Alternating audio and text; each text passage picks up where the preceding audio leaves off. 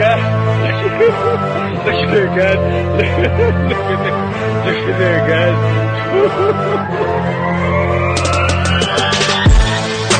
Yeah, man.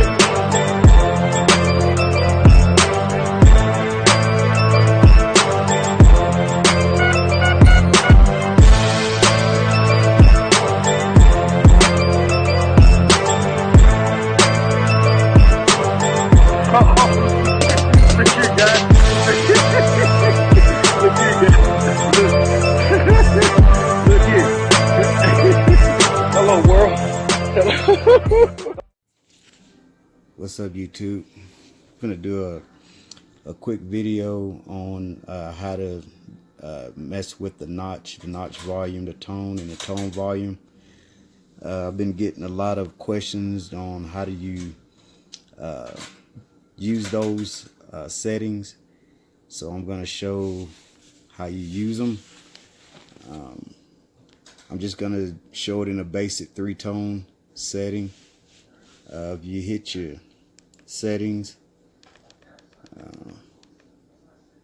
I got it gain turned down because I'm inside your notch right there. A lot of people don't know, if you notch out 96 to 99, you'll kill some of the chattering that it does, because this is a very high sensitive detector here, and no coins ring up above 95. So if you notch out 96 and above, then it kills a lot of the deep iron targets, a lot of the chattering and stuff like that. So what you do is you go to your settings, and you can see I already got it notched out. You just go to that setting and you hit select. Let me take it back. You see that blinking right there? You can see right there I got it notched out right there. And then you just hit select, and then you see it stops blinking. Then I can go to another deal, select, and then oops, I went out of it again. And you just press select, and then that's notched out. And you can see it stopped right there on 89, which I'll change that. The volume, the notch volume, is everything that you notched out. 5 is being the highest in volume. If you don't want to hear those targets that you notched out, you just hit your minus key and you can not hear it at all. Or if you want to hear it, you just turn it up just like that. That's your notch volume. On your tone volume, or on your tones, let's go, you hit your select button, and then right there, Z1 is your iron volume, your iron targets and stuff like that. So you're gonna get a low grunt on those targets, and then you hit select again, and then you get your mid-tones, where your gold and your nickels and all that stuff rings up in that area. But I did pull a gold ring that came in at a 22. So you have to be careful about not where you're going to notch out at. And then you hit select again, and it'll go over to Z3. That's your tone. So what I usually do on my tones is I take it, it went out. I take it all the way up to 80. And that gives your high tones a really, really high pitch. It'll really stand out from iron targets or mass targets, or iron, anything around there. If it's a high tone there, it's gonna really stand out if you take it up to 80.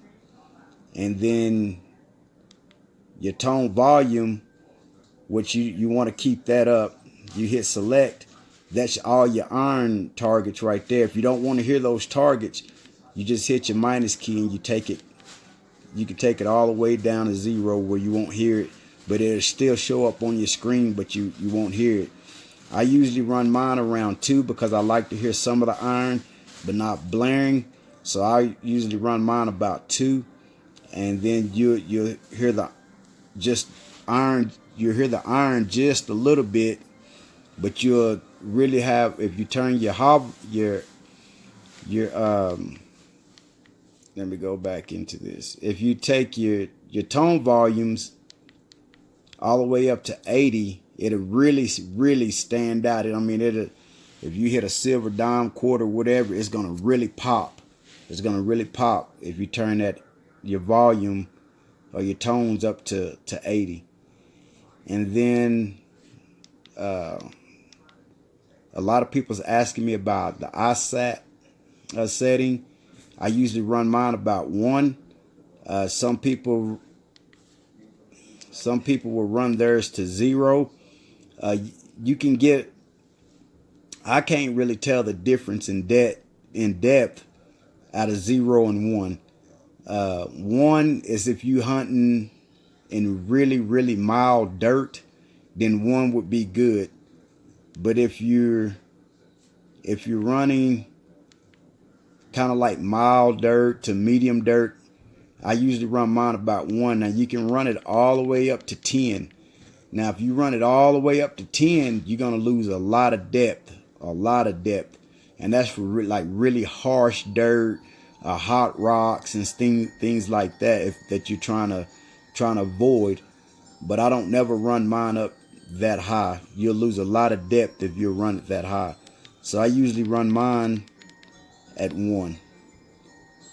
And so that's how you use your notch volume, your notch.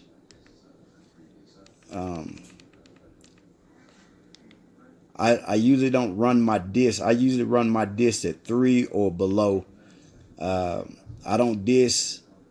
I used to disc all the way up to 28 because that's where nickels usually come in at. But I also dug a gold ring that came in at 22. So I don't use a lot of discs anymore. I usually run mine 3 and below. Sometimes I run 0 disc. And even by running 0 disc, if I take, say, my tone volumes, and then I go right there to where all the iron is going to come in, I can turn that up or down. I can turn it up high if I really want to hear the iron, or I can turn it down low, or even turn it off where I hear no iron. So disking at 0 and using your tone volume will go hand in hand. It'll be real good. Let's see. Tone breaks. That's where you want to break your tones. If you want to break your tone, say at 22 or 30 or whatever, all you do is you hit that. See that Z1. If you want to, break your tone, say at 28, then you hit select, and then that's where your mid-tone come in at 66, which that's a default setting there. As soon as you turn the detector on, the tone break is gonna default at 66. That's where it's set, but you can adjust that by tone break.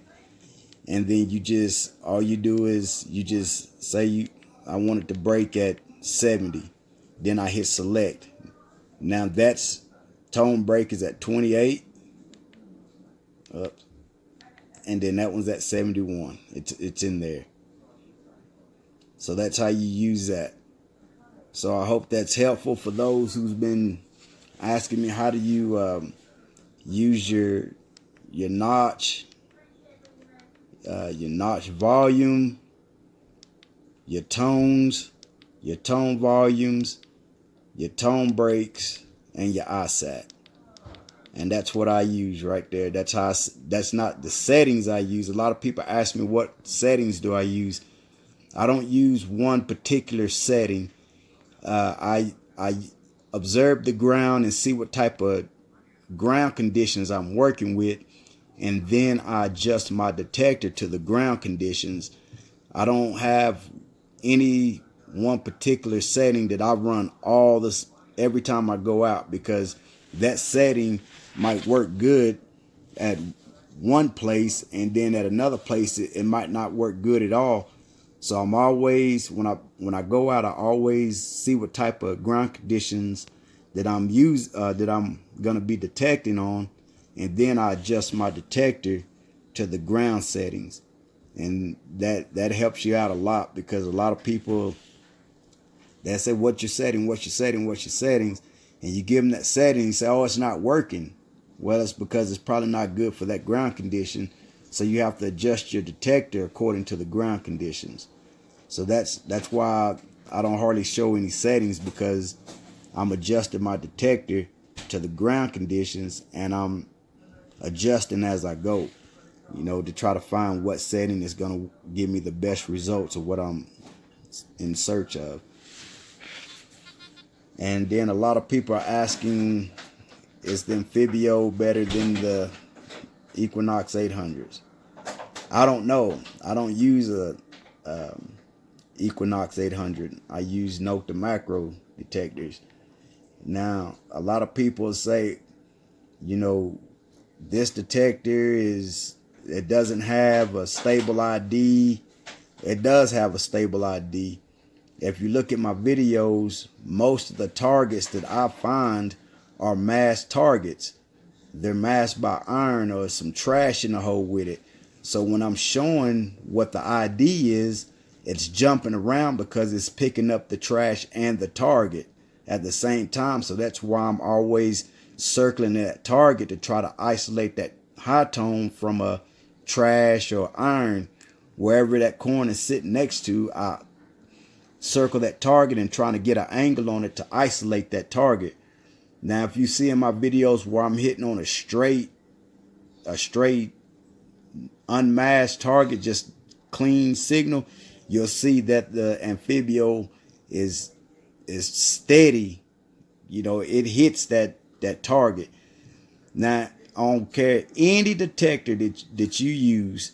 If you're on a deep target, even if it's the Equinox 800, I've seen it in videos, whether it's the CTX 3030 or the E-Track or the T2, any detector, if it's a deep target, no detector is going to give you a definite, say if a quarter hits 88 or 89 and it's 9-10 inches deep, it's not going to give you that straight 88, 89 signal. It's going to waver a little bit because of the depth. That's on any detector. I've seen it.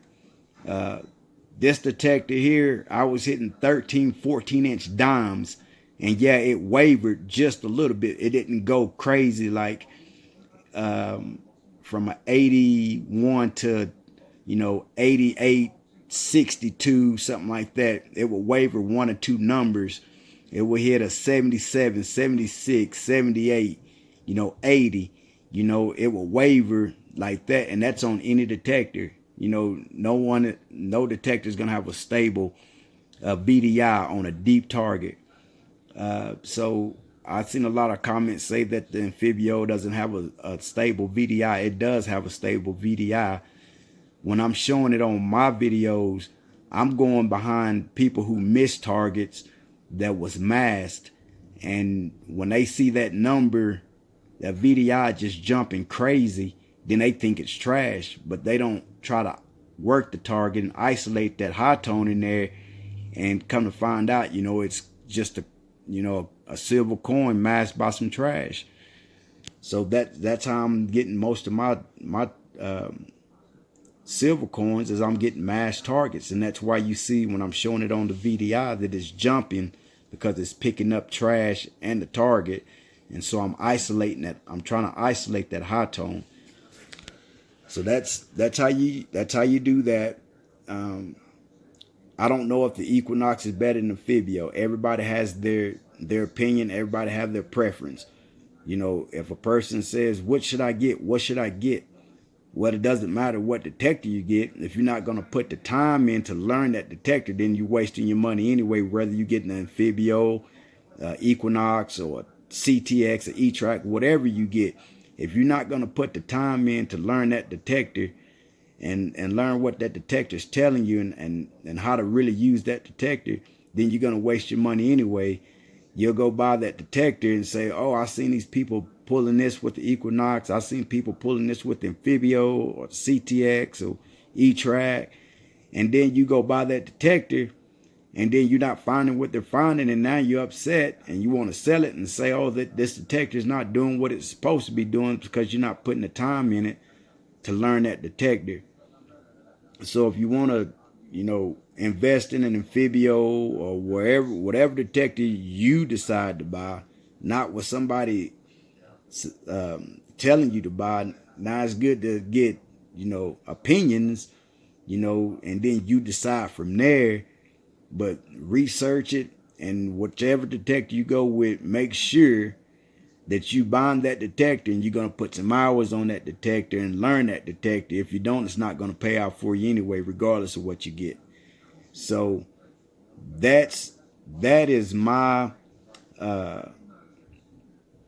when people ask me, that's what I tell them. Say, hey, if you're going to get that detector, make sure you want to put some time on it. Make sure you want to learn that detector.